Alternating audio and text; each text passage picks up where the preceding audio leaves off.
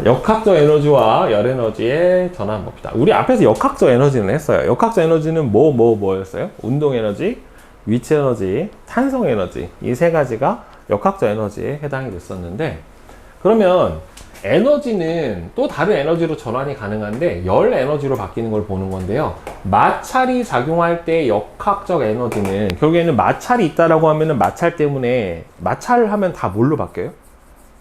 열로 바뀌어요. 여러분들 손바닥 막 비벼봐도 어떻게 돼요? 열 나요. 그죠? 추우면 막 손 비비잖아요. 열 나라고. 그지? 그래서 결국에는 마찰이 작용하면 그 마찰에 의해서 손실되는 에너지가 대부분이 다 무슨 에너지로 전환이 되는 거예요? 열 에너지로 전환이 일어나게 되는 거예요. 그러니까 이게 원래 원하지 않는 다른 에너지 형태로 뭐가 되는 겁니까? 손실이 되는 거다라고 볼 수가 있겠죠. 그래서 보통 우리가 일상생활에서 왜 역학적 에너지 자체가 보존이 되지가 않냐면 공기 저항이나 마찰이 있으면 물체가 운동하는 동안에 역학적 에너지의 일부가 열 에너지 등으로 전환돼서 역학적 에너지가 감소를 하게 되는 거예요. 감소한 만큼. 공기 저항으로 뭐 얼마나 열 에너지가 많이 나요. 대표적으로 여러분들 저 어마어마한 열 에너지 때문에 우리가 볼 수 있는 게 저거죠. 유성, 별똥별. 운석이 들어오다가 대기권의 공기와의 마찰 때문에 뜨거워져서 어떻게 되는가? 타는 거예요. 타는 불빛을 보는 게 유성, 별똥별이기 때문에 공기 저항으로도 충분히 뜨거워요. 그래서 에너지 전환과 보존은, 그래서 에너지가 한 형태에서 다른 형태로 바뀌는 거는 에너지 전환이고, 많이 바뀌죠. 뭐 전기 에너지가 열 에너지, 빛 에너지, 뭐 소리 에너지 형태로 많이 바뀌게 되고, 그래서 에너지는 보존은 돼요. 그러니까 역학적 에너지는 보존이 안 되지만 에너지 자체는 보존이 돼요. 뭐까지 생각을 해보면은 열로 손실되는 에너지 양까지 고려를 해본다라고 하면 어떻게 되는 겁니까? 전체 역학 에너지는 어떻게 됩니까? 보존이 돼요. 그러니까 지구 안에 있는 전체 에너지의 총량은 단 한 번도 변한 적이 없어요. 똑같아요. 다만 뭐예요?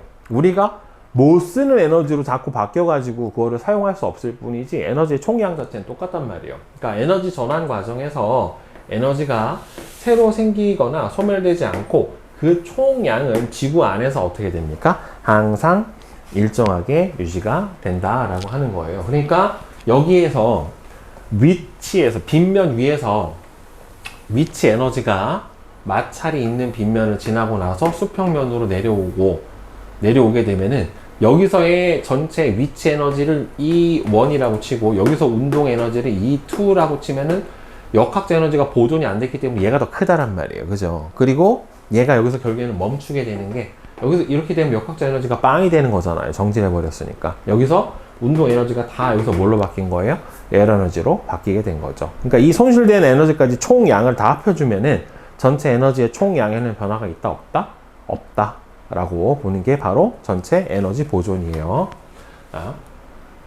그래서 열의 형태로 전달된 에너지에 의한 현상은 열이 이동을 하면 열도 뭐예요? 에너지예요. 항상 에너지는 어디에서 어디로 이동을 하냐면 에너지는 순환을 안 해요. 이건 통합과학에서도 나오지만은 에너지는 항상 어디에서 어디로 가요? 높은 데서 에너지가 많은 곳에서 적은 쪽으로 가요. 그러니까 물도 항상 높은 데서 낮은 곳으로 흐르게 되는 거고 열도 고온에서 저온, 열의 에너지가 많은 곳에서 적은 곳으로 가기 때문에 열은 항상 어디에서 어디로 이동합니까? 고온에서 저온으로 이동을 하게 돼요. 그래서 온도가 변하거나 또는 물질의 상태가 변합니다. 그죠? 이를 통해 지구상에 다양한 기상현상이 일어나기도 하는 게 바로 저 열에너지의 이동 때문이다 라고 보시면 되겠고, 열이 전달되는 방법은 여러분들 뭐 있어요? 전도, 대류, 복사 세 가지가 있죠. 자, 전도하고 대류하고 복사는 가장 차이가 나는 게 전도, 대류는 뭐가 있어야 돼요? 열을 전달시켜주는 매개 물질이 있어야 돼요. 전도 같은 경우에는 보통은 무슨 상태? 고체 상태에서 열이 전달되는 거고, 액체나 기체에서는 무슨 현상? 대류에 의해서 이동하게 되는 거죠. 그러니까 얘는 입자가 직접 이동을 하는 거죠. 뜨거워진 게 위로 올라가고 상대적으로 차가워진 게 아래로 내려오니까. 그 다음에 전도 같은 경우에는 얘가 진동을 해요. 이 입자 사이 거리가 가깝기 때문에 여기서 얘가 막 뜨거워져서 진동을 하면 그 옆에도 어떻게 돼? 같이 진동하고 계속 따라서 진동을 하면서 그 진동을 따라서 에너지가 전달이 되는 거예요. 이 입자 고체를 따라 직접 전달, 얘는 입자가 직접 이동. 복사는 뭐의 형태? 전자기 파의 형태로 얘는 물질의 도움 없이, 그러니까 무슨 상태에서도 전달이 가능해요? 진공 상태에서도 전달이 가능한 거죠. 그러니까 태양 복사 에너지가 우주를 통해서 지구까지 도달할 수 있는 것도 바로 모순 형태 때문에, 복사의 형태 때문에 그런 거죠.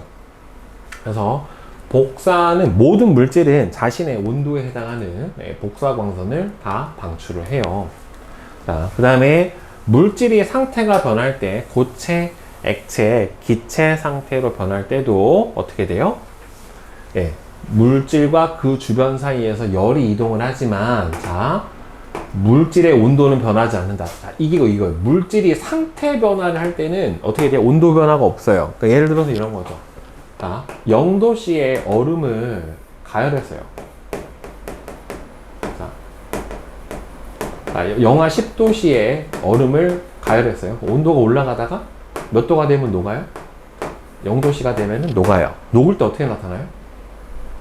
평평하게 나타나죠. 그렇죠. 공급해준 열이 이 입자 사이에 결합력을 끊어내느라 그래요. 그럼 다 액체가 되면 그 다음부터 다시 올라가다가 다시 일정해지는 구간이 또 나타나죠. 이때가 언제예요? 끓는 전. 100도씨에서 이렇게 나타난단 말이에요. 그러니까 상태 변화 구간에서는 어떻게 돼요? 온도 변화가 없어요. 대신에 공급해준 열이 다 뭐에 쓰는 거예요? 상태 변화에 쓰는 거예요. 즉, 결합을 끊어내는데 상태 변화를 쓰던가, 아니면 결합을 하면서 에너지를 방출하고 있기 때문에 그 구간에서는 에너지의 변화가 없게 됩니다. 그리고 날씨 변화는 당연히 열 에너지가 같이 이동을 하게 돼요. 바다나 강 등에서 열 에너지를 흡수해서 증발한 수증기는 저 수증기가 응결하면서 어떻게 돼요? 에너지를 방출하죠. 응결열, 액화하면서 열을 방출하고, 다시 또 얘가 뭐 태풍을 만들기도 하고 바람을 일으키기도 하고, 그다음에는 비를 내리기도 하고 눈을 내리기도 하면서 이 열 에너지가 물의 상태 변화를 따라 이동을 하면서 기상현상도 같이 일으키게 되는 거예요. 이건 중학교 과정에서도 나왔었던 내용이죠. 자, 그러면 우리 이제 에너지 효율을 봅시다. 에너지가 효율이 높다, 어떤 기관의 에너지 효율이 높다라는 소리는 두 가지죠. 같은 양의 에너지를 공급했었을 때 할 수 있는 일의 양이 많던지, 아니면 똑같은 양의 일을 하는데 사용하는 에너지 양이 어떻지? 적던지. 이 둘 중에 하나예요. 에너지 효율이 높으려면. 그래서 열기관이라고 하는 거는 우리가 알고 있는 대표적인 열기관이 엔진이에요. 엔진. 열 에너지를 무슨 에너지로? 운동 에너지로 바꿔주는 기관이 열기관이에요. 열 에너지를 역학적 에너지로 전환하는 장치로 엔진이라고도 해요. 스털링 엔진에서 열 에너지가 역학적 에너지로 전환되는 과정. 그래서 보면은 얘가 안에서 뜨거운 물을 끓여. 그러면 끓인 애가 어떻게 돼요? 좁은 데로 모아. 그러면 그 좁은 데로 가면 뭐가 높아져요? 압력이 높아져요. 그 압력 때문에 쭉 압력을 쏘면은 어떻게 돼요? 그것 때문에 터빈이 돌아요. 그럼 회전 운동을 바로 왕복 운동으로 바꿔주는 게 바로 이런 피스톤, 엔진에서 일어나게 되는 현상에 해당이 된다란 말이에요. 자, 그런데 이게 공급해준 모든 열이 100% 다 일로 바뀔 수 있느냐? 돼요, 안 돼요? 절대 안 돼요. 불가능해요. 그걸 만드는 거는 만들 수도 없고, 왜 만들 수 없냐? 그걸 만드는 순간 이 물리학의 모든 법칙이 다 위배가 되기 때문에 이 전 세상이 부정이 되는 거나 마찬가지라 만들 수가 없어요. 그래서 열기관에서의 에너지 효율은 열기관에 공급한 열 에너지는 총 일로 전환된 역학적 에너지와 방출된 에너지의 합하고 같다. 이거는 일종의 무슨 법칙이냐면 에너지 보존의 법칙이에요. 에너지 보존의 법칙. 즉, 공급한 에너지는 일로 바뀐 양과 방출되는 에너지하고 같다예요. 그러니까 예를 들어서 여러분들 저 에너지가 왜 방출이 되냐면 엔진, 자동차에 보면은 뒤에 버려지는 열이 나오는 곳이 있습니다. 전기 자동차 말고 뭐가 있어요? 뒤에. 자동차 뒷부분에 엉덩이 뭐 있어? 뭐 나와? 배기가스. 배기가스 뜨거워요. 엄청 뜨거워요. 머플러. 그리고 난로도 때우면 난로 연통 통해서 여기서 뜨겁게 나온 열이 나오고 얘가 어떻게 돼요? 밖으로 저온 상태죠. 여기서 열이 밖으로 빠져나가야 돼요. 그리고 그 둘 차이만큼으로 뭘 하는 거예요? 일을 하는 거예요. 그러니까 100을 공급을 해서 40만큼이 버려져서 나머지 60이 일을 한 양에 해당이 되는 겁니다. 그래서 공급한 에너지는 고온에서는 결국에는 공급한 에너지에 해당이 되는 거고요. 저온으로는 방출되는 에너지에 해당이 되는 거고, 이 공급 에너지와 방출 에너지의 차이만큼이 결국에는 뭐예요? 일을 한 양에 해당이 되는 거예요. 그래서 열 효율은 결국에는 공급한 에너지 분의 한 일의 양 곱하기 100이거든요. 근데 이 W는 결국에는 공급 에너지에서 뭘 빼주면 돼요? 100. 배출한 에너지를 빼줘버리면 되는 거니까 1-Q1분의 Q2 이렇게 되는 거죠. 그러니까 이게 100%가 되는 게 1이 되는 거잖아요. 그럼 100%가 되는 게 1이 되는 거면 얘가 0이 돼야 되잖아요. 그럼 얘가 0이 되려면 분모가 0이 될 수가 없으니까 분자가 0이 돼야 되는데, 그러면은 여기로 저열원으로 방출된 에너지가 없어야 된다는 소리잖아요. 그러니까 자동차에서 연소시켰는데 배기가스가 뒤로 안 나간다는 소리잖아요. 말이 안 되죠. 불가능해요. 저거는 항상 열은 고온에서 저온으로 가야 되기 때문에 저렇게 열 효율이 100%인 거를 만들어낼 수 자체가 없다란 말이에요. 그래서 열기관에서 에너지 효율을 높이는 것의 중요성은, 열기관에 필요한 열 에너지는 주로 화석 연료를 연소해서 얻기 때문에 화석 연료의 고갈 문제, 환경 오염 문제가 있고요. 그 다음에는 열기관을 작동시킬 때는 여기죠. 요게 중요해요. 반드시 다시 사용하기 어려운 저온의 열 에너지가 방출이 돼요. 여기서 방출된 에너지는 저온의 열 에너지고, 이거를 다시 모아서 쓸 수가 있어요? 없어요? 없어요. 못 모아요. 쓸 수가 없기 때문에, 따라서 전체 에너지 총량은 똑같지만 사용이 불가능한 저온의 열 에너지 형태로 바뀌기 때문에, 따라서 얘를 최소한으로 줄여줘야 실제로 우리가 더 많은 역학적 에너지를 얻어낼 수가 있는 거고, 유한한 뭐를요? 화석 연료를 어떻게 돼요? 소비를 줄여줄 수가 있게 되는 거죠. 근데 되게 웃기다, 여러분들. 석유 매장량이 늘어난다? 왜 늘어나는 줄 알아요? 예전에 선생님이 어렸을 때 배울 때는 석유 뭐 30년 쓰면 이제 다 쓴다, 없다 그랬거든요. 근데 지금은 점점 늘어나요. 석유 매장량이. 작년보다 올해 매장량이 늘어났어요. 이거는 두 가지 원인 때문에 그래요. 그러니까 예전에 탐사 기술이 예전보다 지금이 더 발전됐기 때문에 있는 거를 알아내는 것도 있고, 예전에는 석유를 안 쳤어. 왜? 이거를 뽑아서 쓰는데 너무 돈이 많이 들어. 그래서 생산성이 없어지고 석유라고 안 쳤는데, 요새는 석유 값이 너무 많이 올라서 저거를 뽑아서 쓰더라도 충분히 어떻게 되는 거예요? 경제성이 있는 거예요. 대표적으로 그런 게 뭐가 있냐면은 셰일가스 아니면 샌드 오일이라고 하는데, 이게 원래는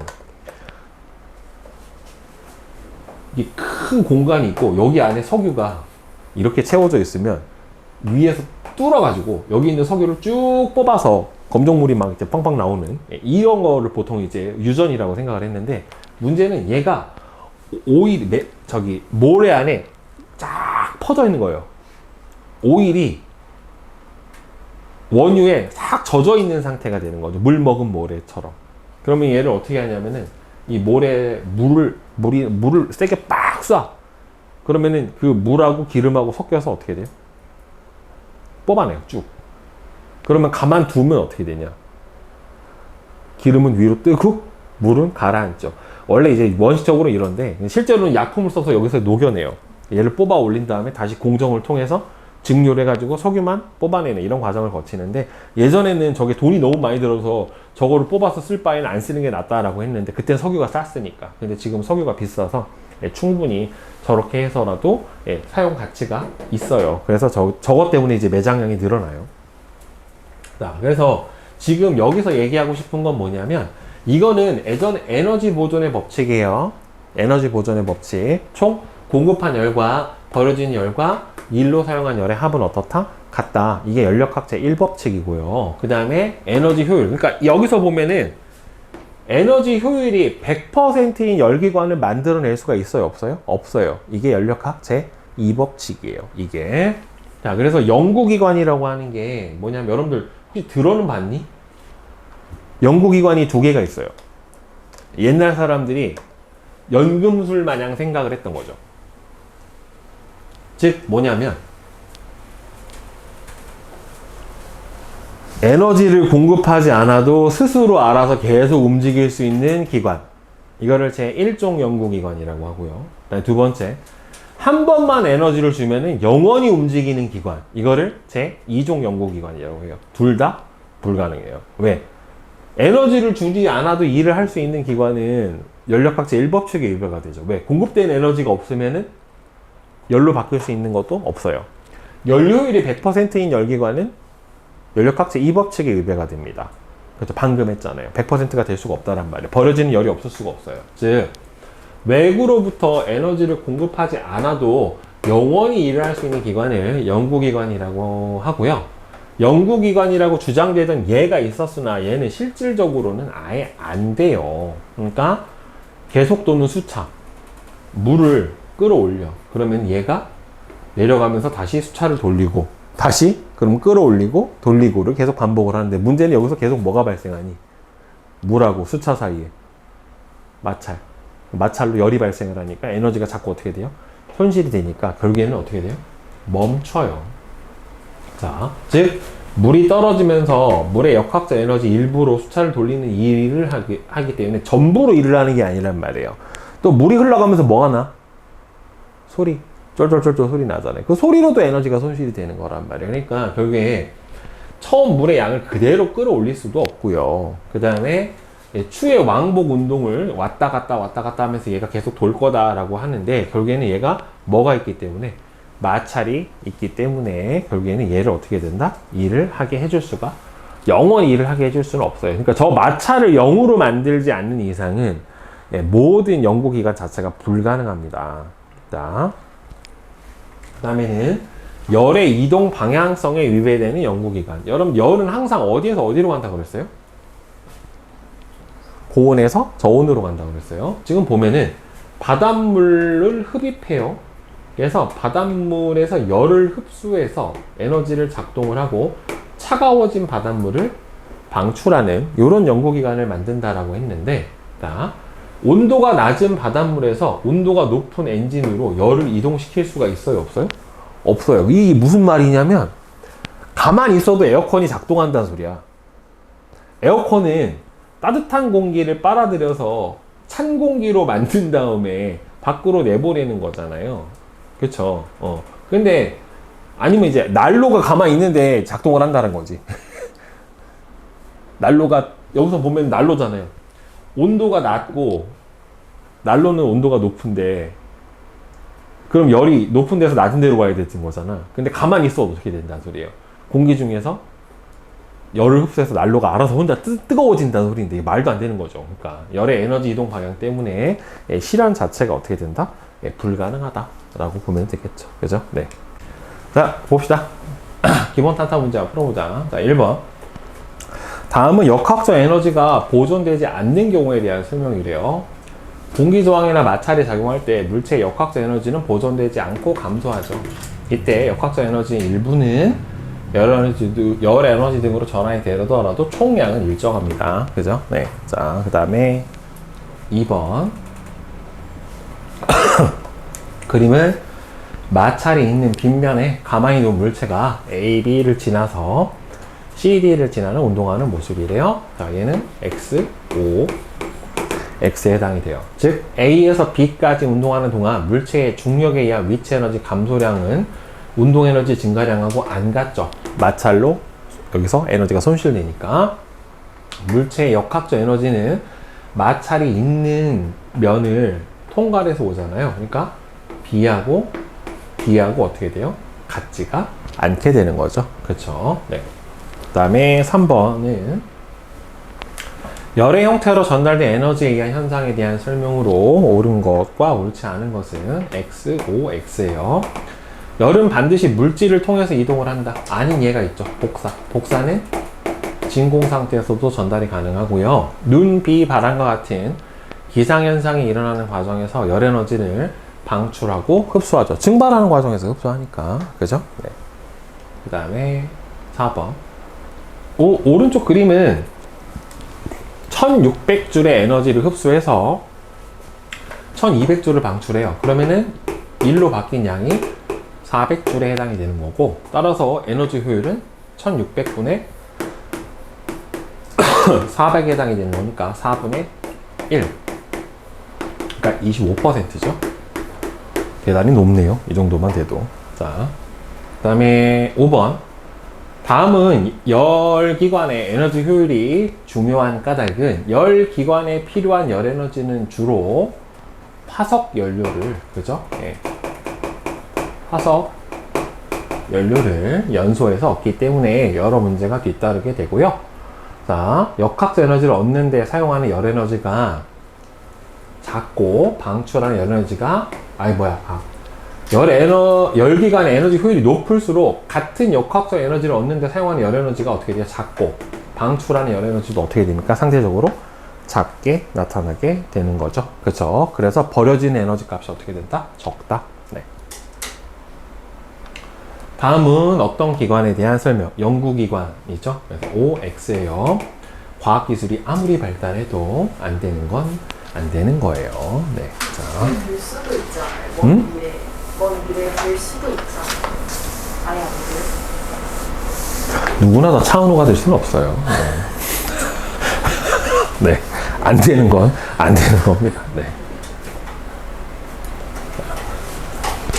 그 되면은 자, 오른쪽 그림은 빗면에서 질량이 M인 물체가 여기서 등속 운동을 해서 점 PQ를 지나는 모습을 나타낸 거래요. 그럼 등속 운동한다는 소리는 운동 에너지가 어떻다는 소리예요?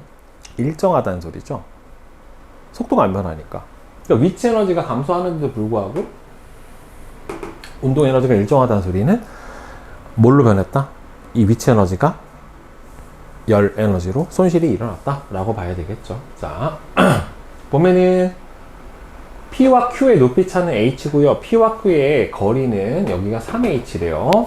물체의 중력에 의한 위치 에너지는 당연히 P가 Q에서보다 클 수밖에 없고, 물체가 P에서 Q까지 운동하는 동안에 역학적 에너지 감소량은 왜 그러면 여기서 속력이 V니까 여기서 역학적 에너지는 운동 에너지 더하기 위치 에너지, 여기서는 운동 에너지니까 결국에는 이 H만큼의 위치 에너지가 열 에너지로 손실이 된 거니까 맞죠?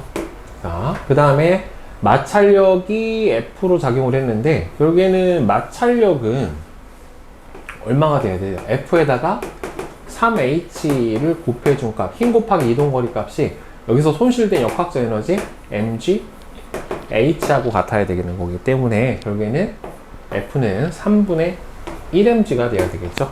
틀렸죠? 그래서 기억하고 뭐가 맞아요? 니은이 맞게 되는 거예요. 자, 그 다음에 2번. 자, 오른쪽 그림은 실로 연결되어 마찰이 있는 빗면에 같은 높이에 정지해 있던 물체 A, B를 나타내는데요.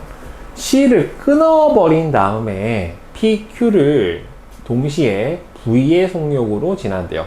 같은 높이에 매달려 있다가 얘는 이만큼 내려왔고 얘는 이만큼 내려왔어요. 그러니까 내려온 길이가 누가 더 길어요? H가 더 길죠. 그죠? 자, 근데 결국에는 감소한 위치 에너지는 누가 더 커요? A가 더 커요. 그런데 증가한 운동 에너지는 둘이 똑같죠. 질량이 어떻다라고 했어? 같은 거냐? 둘이? 질량이 나오지는 같다라고 나왔네. 질량 AB가 같다라고 냈잖아요. 그쵸? 그러면은 결국에는 원래 내려가면 마찰이 없으면 어떻게 나와야 되냐면 감소한 위치 에너지는 결국엔 뭐가 돼야지 맞아요? 증가한 운동 에너지가 돼야지 맞는 거잖아요. 결국에. 그죠? 그런데 더 많은 위치 에너지가 감소했음에도 불구하고 운동 에너지가 같다라는 소리는 A가 마찰이 어떻다는 소리입니까? 더 크다라는 소리지, 결국에는. 그쵸? 그러니까 결국에는 위치 에너지 감소량, 역학적 에너지 감소량이 EA, EB래요. 그러면은 에너지를 옳게 비교한 것은 일단은 위치 에너지 감소량은 누가 더 커요? A가 B보다 더 크죠. 그렇죠. 그러니까 이건 틀렸고, 역학적 에너지 감소량은 누가 더 큰 겁니까? A가 B보다 큰 게 맞는 거죠. 결국에. 이해돼요? 무슨 말인지? 여기서 그러니까 위치 에너지 감소량은 누가 커? A가 B보다 크죠. 근데 운동 에너지가 어떻게 돼요? 같잖아요. 그러니까 결국에는 역학적 에너지 손실량이 그러니까 누가 더 크다? A가 B보다 더 크다 라고 볼 수밖에 없게 되는 거죠. 결국에. 그러니까 이거 구분해야지. P가 있고 그냥 E가 있으니까. 네. 다음에 3번. 그림은 점 P를 V의 속력으로 통과한 물체가 마찰 구간을 지나 점 Q를 EV의 속력으로 지나는 것을 나타냈대요. 물체는 마찰 구간에서 무슨 운동한대요? 일정한 속력으로 운동을 한대요. 자, 그러면 마찰 구간에서 일정한 속력으로 운동을 했다는 소리는 등속도 운동을 했으니까 결국에는 운동 에너지, 위치 에너지가 감소한 만큼 운동 에너지가 증가한 거예요? 안 한 거예요? 안 한 거예요. 결국에는 내려오면서 속력이 똑같았다는 소리는 결국에는 감소한 위치 에너지가 결국엔 뭐가 됐다는 소리예요? 감소한 위치 에너지가 결국에는 손실된 역학적 에너지가 되었다 라고 하는 소리예요. 그러면 Q에서 운동 에너지를 E1, 중력에 의한 위치 에너지를 E2라고 할 때 E1분의 E2는 자 그러면 여기에서 전체 역학적 에너지가 얼마임? 2분의 1 mv 제곱 플러스 3mg h 이렇게 되는 거죠. 그죠? 여기서 마찰 구간에서 등속 운동했으니까 여기서 감소한 위치 에너지가 손실된 역학적 에너지가 됐으니까 여기 내려와서 여기에 있는 요 위치를 지나고 있는 순간에 얘가 가지고 있는 전체 역학적 에너지는 여기서 뭐가 빠져야 돼요? mg h가 빠져야 되는 거죠. 등속 운동을 한 구간은 결국에는 감소한 위치 에너지가 손실된 전체 역학적 에너지에 해당이 되는 거니까 그럼 얘 빼. 그럼 전체 역학적 에너지 얼마예요? 2분의 1 mv제곱 더하기 2mg h가 얘가 가지고 있는 전체 역학적 에너지에 해당이 돼요. 그럼 이게 여기까지 와서 여기서 가진 역학적 에너지가 여기 요 에너지하고 어때야 돼요? 같아야 되는 거란 말이에요. 그렇죠? 그러면은 얘는 2분의 1 뭐예요? m 4v제곱 플러스 얼마가 돼요? mgh 이렇게 되는 거죠. 그죠? 그러면은 빼고 빼줘 버리면 mgh는 어떻게 돼요? 2분의 3 2분의 4 mv제곱에서 2분의 mv제곱 빼준 거야. 넘어가서 2분의 3 mv 제곱 이렇게 될 거란 말이죠. 그러니까 여기서 위치 에너지는 얼마예요? mg h가 맞죠? 그죠? mg h가 맞고 여기서 운동 에너지가 얼마예요? 2분의 4 mv 제곱이죠. 운동 에너지는. 근데 여기서 2분의 3 mv 제곱이 얼마예요? mgh잖아요. 오케이? 그러면은 mv 제곱이 얼마가 돼요? 3분의 2 mg h가 되겠죠? 그럼 얘는 얼마야? 2분의 4 mv 제곱이니까 2 mv 제곱이 되는 거죠. 계산을 해주면 그러면 얘가 2배가 되니까 이렇게 되겠지. 따라서 이게 위치 에너지가 운동 에너지가 3분의 4 mg h에 해당이 되니까 4분의 3 이렇게 되겠죠. 따라서 3번 이렇게 풀어주면 됩니다. 자, 그 다음에 4번 역학적 에너지 보존 문제예요. 거기서 마찰로 뭐가 빠진 거예요? 그냥 에너지가 빠진 것만 풀어주면 되는 거예요. 그림은 지면으로부터 높이가 2L인 수평면에서 운동하는 질량 M인 물체가 P를 지나면서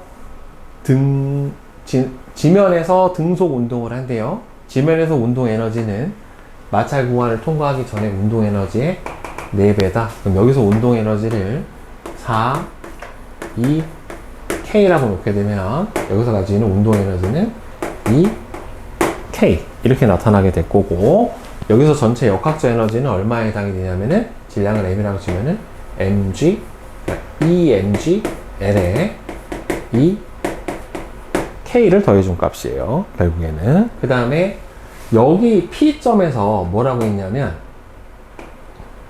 P는 지면도 높이가 L이고요.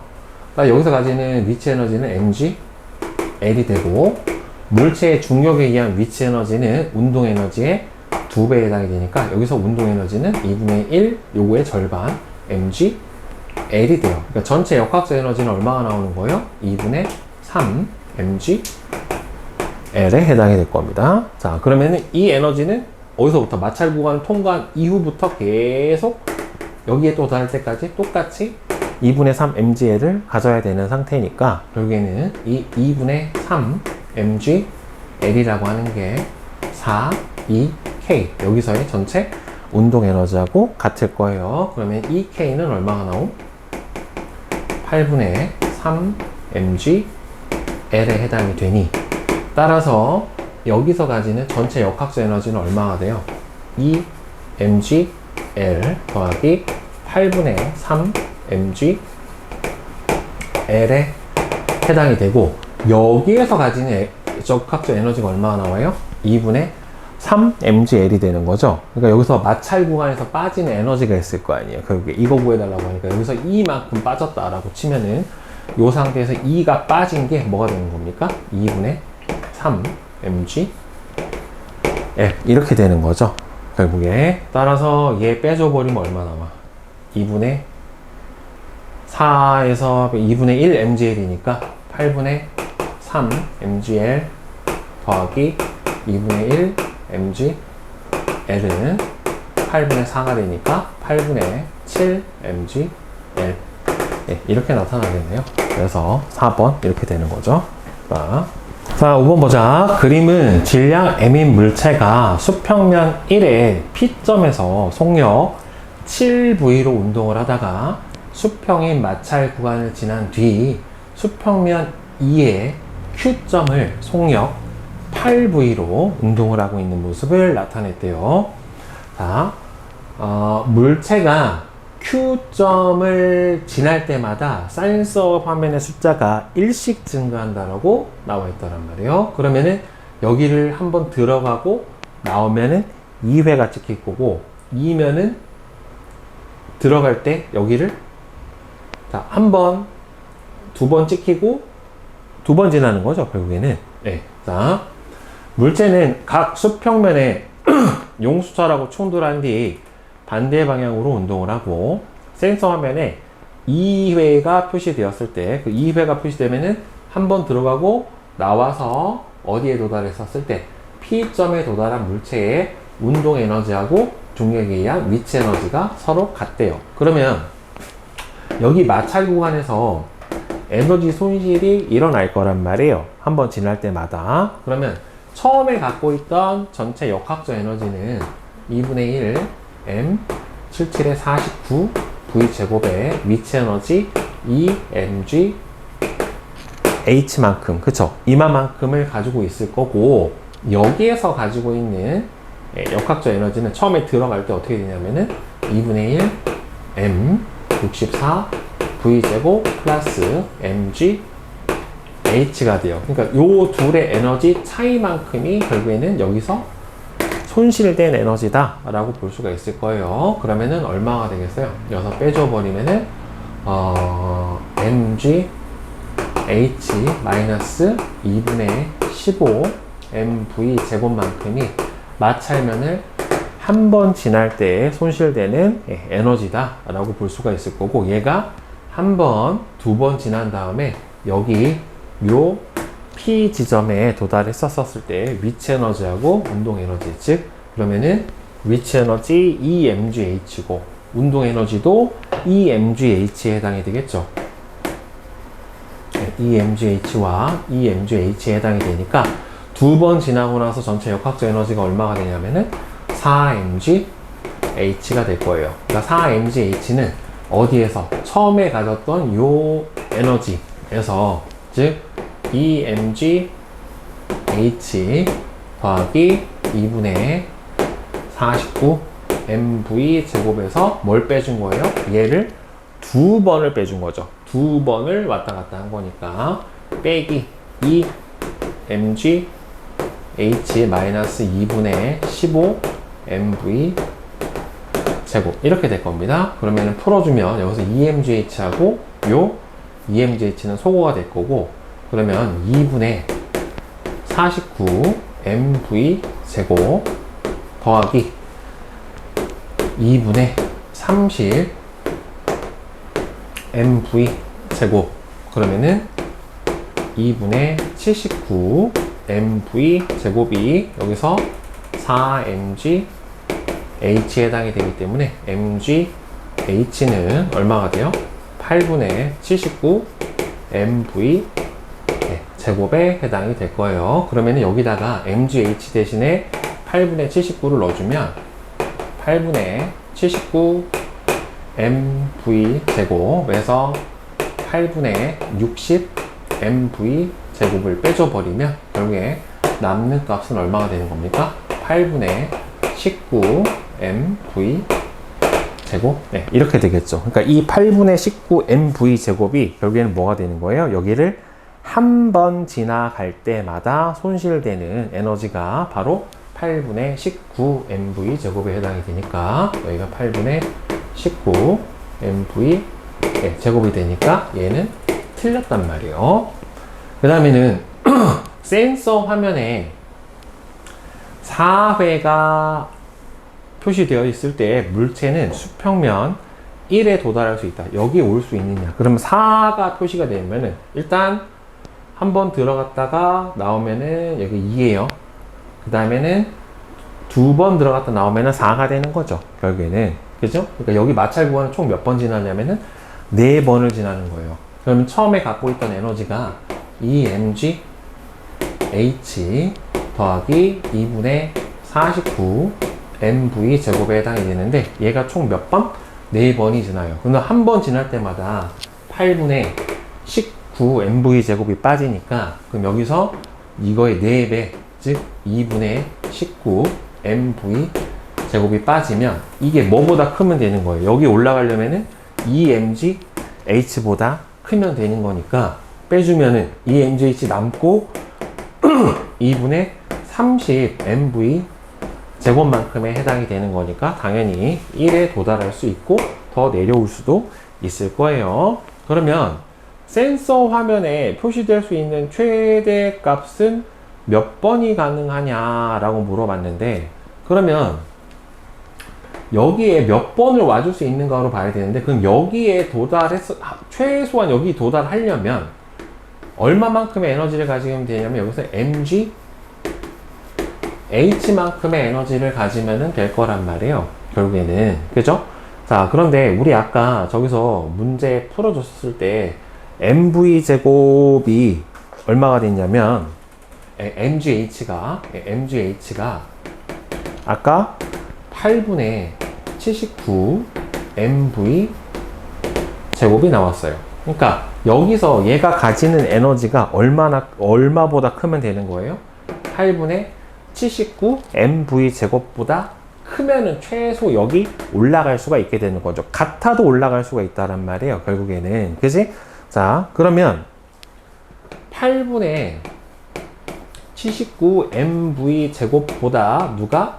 이 물체가 가지고 있는 역학적 에너지가 더 크면은 되는 건데 근데 한 번 지날 때마다 얼마를 가져요? 한 번 지날 때마다 8분의 19 mv 제곱만큼이 빠진단 말이에요. 그러면은 여기 원래 갖고 있던 전체 역학적 에너지가 바로 이 값에 해당이 되는 거예요. 그죠? 근데 mgh가 8분의 얼마예요? 79 mv 제곱이니까 얘를 풀어주면은 네. 자, 2분의 49 mv 제곱에서 2mgh니까 요거의 몇 배가 돼요? 2배가 되겠죠. 4분의 mgh가 8분의 79니까 4분의 79 mv 제곱에 해당이 될 거예요. 그러면은 얘가 8이니까 계산해 주면 얘는 4분의 2배지. 얘가 49니까 얼마니? 98 곱해주면은 7 8 4분의 177 그러니까 8분의 354 mv 제곱이네요. 8분의 354 mv 제곱이고 여기 가서 한 번 지날 때마다 얼마나 빠져요? 8분의 19 mv 제곱이 빠지니까 곱하기 n. 예. 이 횟수가 이제 얼마까지 쟤보다 클 수 있느냐라고 생각을 해주면 되겠죠. 그죠? 따라서 이거 계산을 해줘 버리면은 n은 이 조건을 만족하려면 만약에 8을 집어넣는다라고 하더라도 8을 집어넣으면 8, 9, 72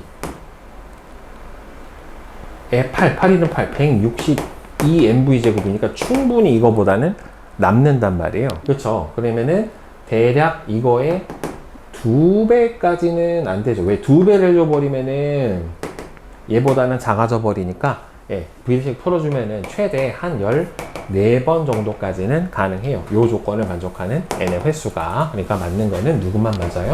니은 하나만 맞게 됩니다. 자, 그 다음에 이제 6번 한번 봅시다. 자, 다음은 열의 이동에 대해서 학생 A하고 B하고 C가 대화하는 모습을 나타난 거랍니다. 자, 무중력 상태에서 대류에 의한 열을 전달은 일어나기 어려워. 저거는 중력에 의한 밀도 차가 있어야지 대류 현상이 일어나기 때문에 무중력 상태에서는 대류가 일어나지를 못해요. 열은 전자기파 형태, 즉 복사로도 전달이 가능하고요. 전도는 밀도 차가 생겨서 열이 전달되는 방식이야. 이거는 뭐냐면은 대류에 대한 설명에 해당이 되니까 틀렸습니다. 그래서 A하고 B만 맞게 되겠죠. 자, 그 다음에 7번. 그림은 물질의 상태 A하고 B가 한 상태에서 다른 상태로 변하는 과정을 모식적으로 나타냈대요. 열 에너지를 흡수하는 상태 변화. 그러면 얘가 고체에서 기체로 가는 거죠. 바다나 강의 물이 수증기로 변하는 것은, 수증기로 변하는 것은 액체가 비로 되는 현상하고 같다. 액체가 비로 되는 현상이면 액체가 기체로 변하는 거니까 흡수하는 변화 맞죠? 구름 속 얼음 알갱이가 비로 내릴 때, 자, 그러면 얼음 알갱이가 비로 내리려면은 얼음 알갱이가 녹아야 되는 거잖아요. 그러니까 열 에너지를 흡수하는 상태가 되는 건 맞고, 공기 중에 수증기가 구름이 되면은 B가 A로 되는 상태 변화가 일어나게 된다.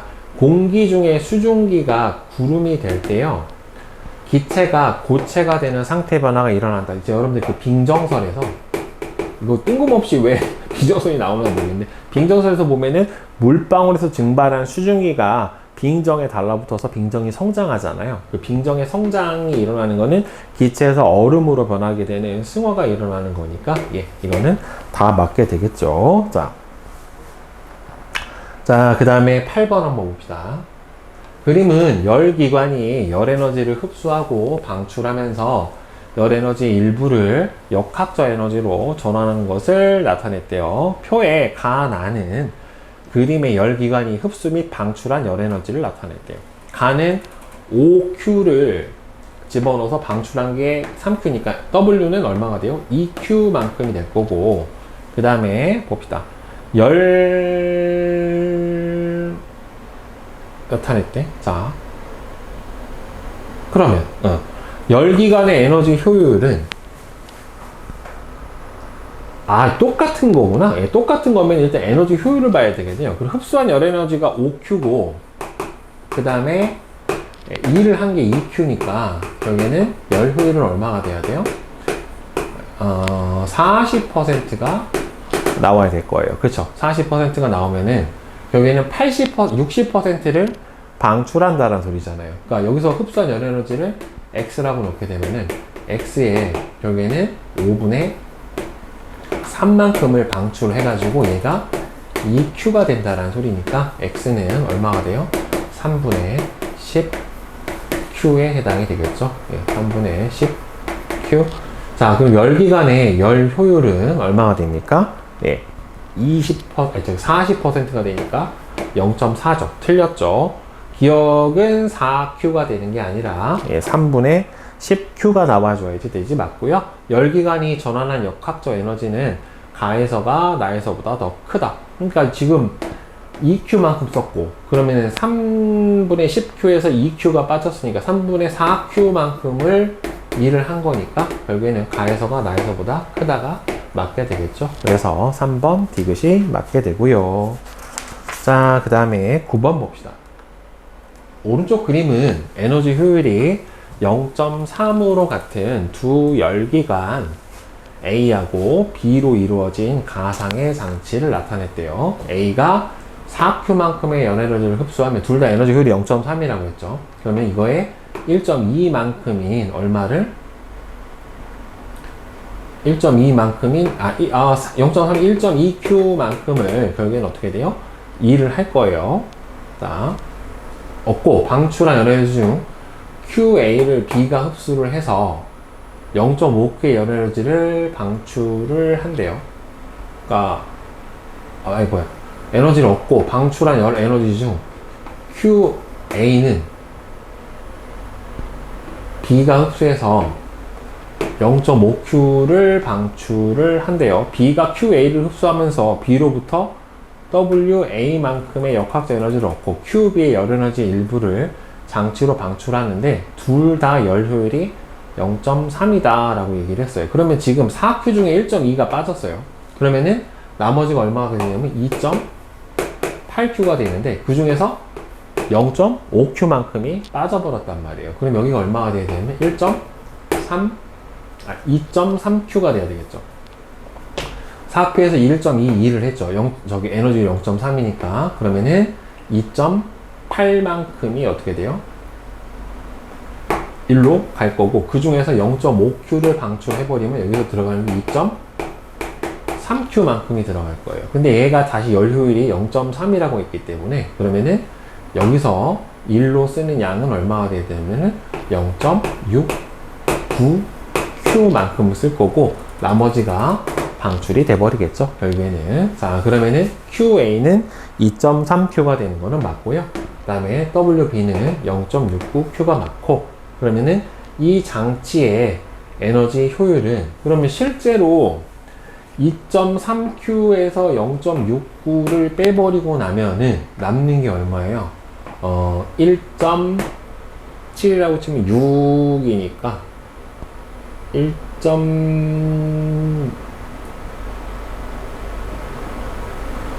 0.7을 빼면 1.6, 대략 1.61이 되네요. 네, 1.61. 그러면은 이게 장치 에너지 효율은 결국에 들어간 게 얼마예요?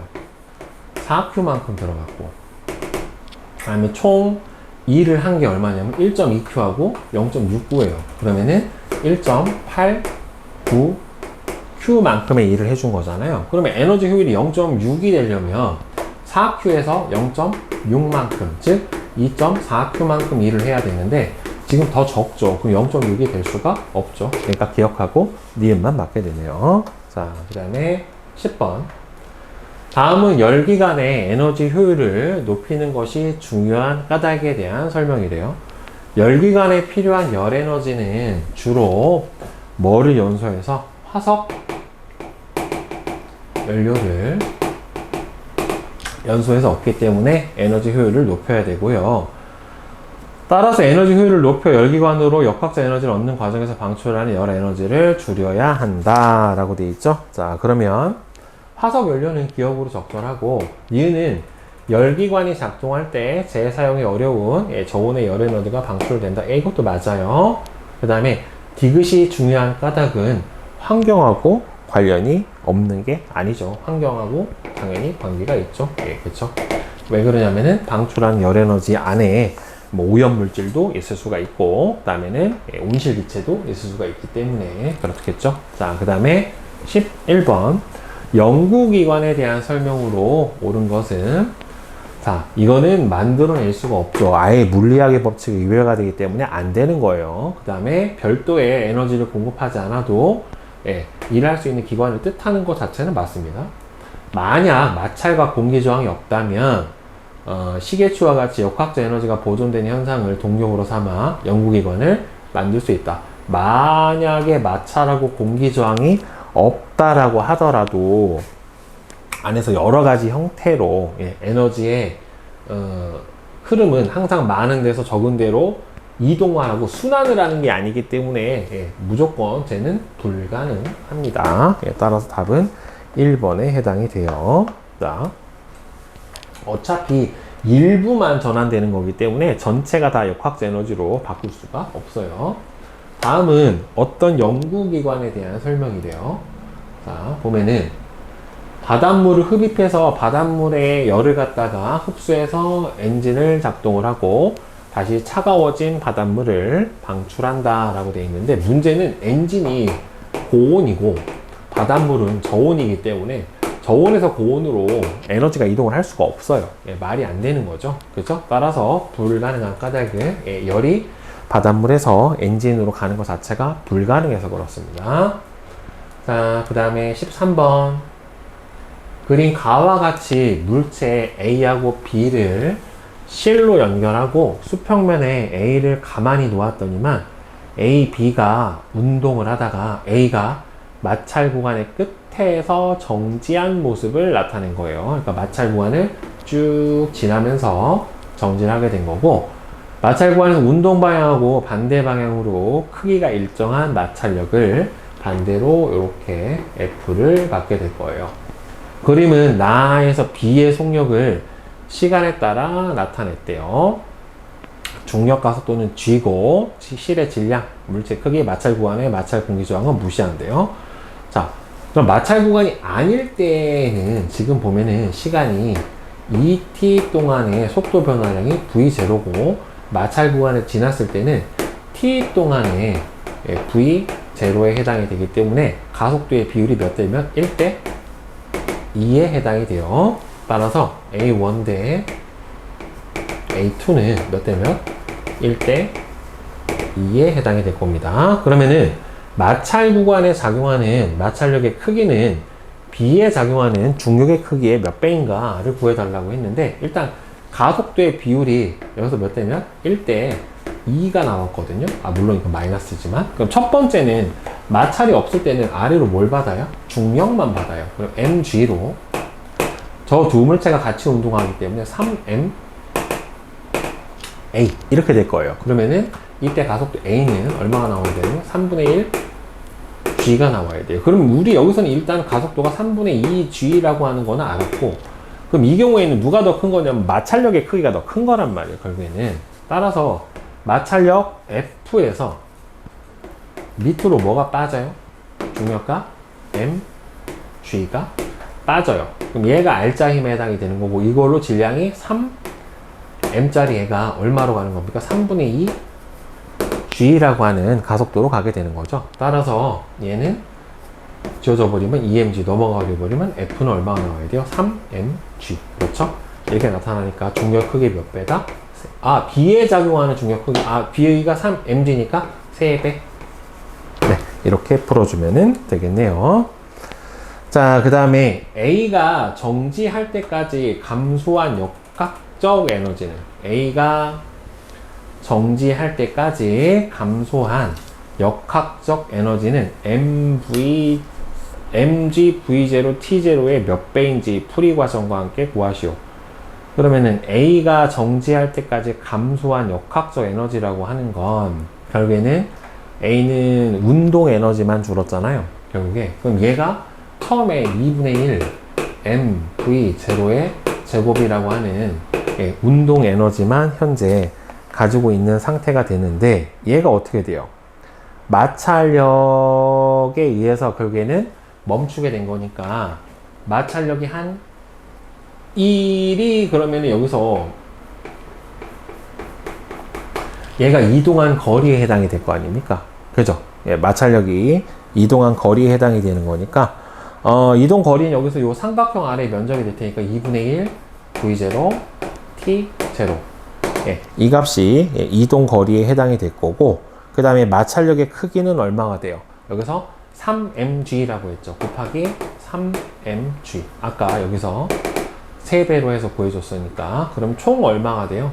2분의 3mg V0 T0가 전체 감소한 얼마에 해당이 되는 겁니까? 역학적 에너지에 해당이 되는데, 문제는 A가 정지할 때까지, 그러니까 얘는 전체, 얘하고 얘가 다 멈춰질 때까지 감소한 전체 역학적 에너지에 해당이 되는 거고, 그러면은 이거의 몇 배냐, 여기 A가 정지할 때까지 감소한 역학적 에너지는, 전체 역학적 에너지만 풀어달라고 했구나. 그럼 이게 전체 역학적 에너지가 다 주는 거죠. 왜? 마찰에 인해서 이 애들이 결국에 정지를 했다는 소리는 이 마찰력에 의한 일로 전부 다 바뀌었다라고 해야 되는 거니까, 그러니까 결국에는 마찰력에 의한 일로 손실이 된 건 2분의 3 mg v0 t0에 해당이 되는 거고, 요거의 몇 배냐라고 했으니까 결국엔 몇 배예요? 3분의 2배만큼 해주면은 바로 mv0 t0가 이거의 몇 배냐? 그 2분의 3배가 맞네요. 예.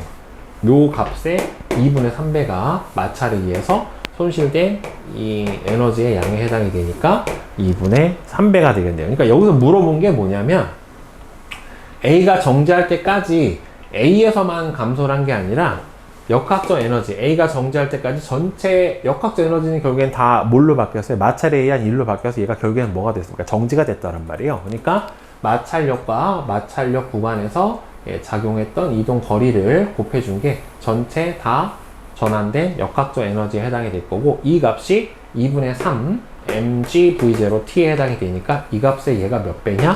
2분의 3배다 라고 대답을 해주면 되는 거예요. 근데 꼭 이렇게 물어볼 필요가 있는가 싶은데. 자, 다음에 14번. 다음은 열기관의 에너지 효율을 높이는 것이 중요한 까닭에 대한 설명이래요. 자, 열기관에서 사용하는 화석 연료의 사용을 줄이기 위해서이다. 왜요? 이렇게 돼야 되는 이유는 결국에는 에너지 효율이 높을수록 같은 일을 하는데 더 적은 에너지를 사용을 해주게 되는 거고, 열기관의 에너지 효율이 낮을수록 버려지는 열 에너지가 더 많다. 그러면 결국에는 뭐예요? 열기관의 에너지 효율이 낮으면 결국에는 1로 전환되는 에너지 값이, 1로 전환된 에너지가 적게 되니까 당연히 뭐예요? 버려지는 에너지가 많죠. 그래서 에너지 효율이 높아야 상대적으로 어떻게 됩니까? 1로 많이 바뀌고 버려지는 에너지가, 버려지는 저온의 사용 불가능한 열 에너지가 더 적게 되겠죠. 자, 그린 간은 고온의 물체로부터 Q0의 열 에너지를 흡수해서 EW의 역학적 에너지로 전환하는 열기관 A를 나타냈는데요. 자, 나는 고온의 물체로부터 열 에너지를 흡수해서 4W의 역학적 에너지로 전환을 하고 Q0를 내보낸대요. 근데 A, B에 여기서 에너지 효율이 서로 같다라고 했기 때문에 지금 여기서 공급하는 에너지를 Q라고 해봅시다. 그러면은 Q0분의 EW하고 여기는 여기서 Q분의 4W하고 서로 똑같아야 되는 거기 때문에 이 Q는 얼마가 되겠습니까? 2Q0 이렇게 되겠네요. 따라서 B가 고온의 물체로부터 흡수한 열 에너지는 얼마가 됩니까? 2Q0에 해당이 될 거예요. 그러면은 A의 에너지 효율은 얼마가 되냐면 얘하고 똑같다라고 했잖아요. 그렇죠? 공급하는 열이 EQ. 그러면은 방출한 열이 Q0. 그러면은 EQ0분의 실제로는 1로 쓰인 거는 Q0에 해당이 되는 거니까, 따라서 에너지 효율은 얼마가 되겠어요? 50%. 네, 이렇게 해당이 되겠네요. 자, 아니면 또 0.5 이렇게 써줘도 돼요. 그 다음에 16번. 다음은 어떤 연구기관에 대한 설명인데, 물이 낙하하면서 수차를 돌리면 스크류가 회전하면서 물을 따라 다시 끌어올리고, 이 물이 다시 낙하하면서 수차를 계속 돌리기 때문에 연구기관이 가능하냐라고 되어 있는데, 문제는 이 물이 낙하하면서 수차를 돌릴 때 이 물의 모든 위치 에너지가 이 수차를 돌리는 운동 에너지로 다 바뀌는 게 아니죠. 그러니까 역학적 에너지로 100% 전환이 되는 게 아니라 마찰에 열도 있고 소리도 있고 하기 때문에 100% 전환이 안 돼요. 따라서 모든 에너지가 원하는 목적 에너지인 역학적 에너지로 전환이 되지 않기 때문에 이 스크류는 사용을 하는 것 자체가 불가능한 겁니다.